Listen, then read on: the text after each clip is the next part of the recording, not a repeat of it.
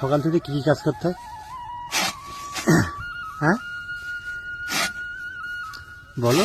শহরে মেয়েরা বিভিন্ন রকম কাজকর্ম করে, আর তোমাদের গ্রামের মেয়েদের সকাল থেকে বলছে কাজ কি? সকাল থেকে কী করতে হয়? গরু কখন আছে? হ্যাঁ বলো।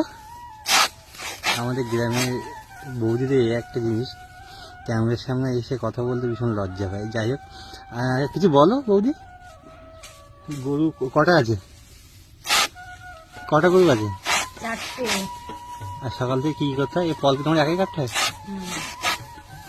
এই কতটা ফল কাটতে হবে একদিনের জন্য?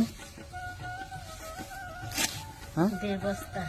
1.5 বস্তা ফল, তারপরে আবার রান্না বান্না, ঘর গোবর দেওয়া, অনেক মানে সকাল থেকে শুধু কাজ আর কাজ না? কষ্ট হয় না? না। করে করে অভ্যাস হয়ে গেছে। আর তুই এইসব কাজ কি শহরে নিয়ে রেখে করতে পারবে? কি মনে হয়,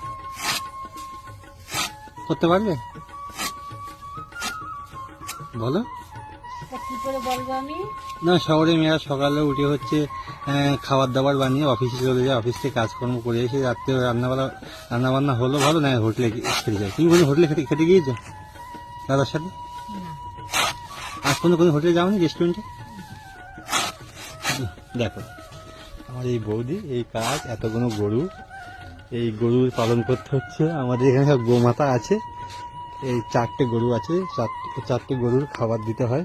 মানে কতটা কষ্ট করে সারাদিন, সকাল থেকে উঠে সংসারের কাজ, বাচ্চা কাচ্চা, এত ফল কাটা, ভীষণ মানে গ্রামে বৌদ্ধা যেভাবে কাজকর্ম করে, আমি তো মনে করি এই যে শহরের দিদি ভাইরা এতটা করতে পারবে না।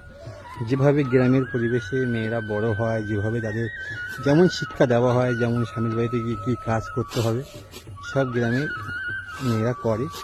সব কিছু চুপচাপ সহ্য করে কাজ করে যায় সংসারের জন্যে, নিষ্ঠাভাবে সংসারটাকে তারা মেনটেন করে। বন্ধুরা, আমাদের ভিডিওটা কেমন লাগলো তোমরা আমাকে লাইক কমেন্টে জানিয়ে, অনেক অনেক ভালোবাসা রইল।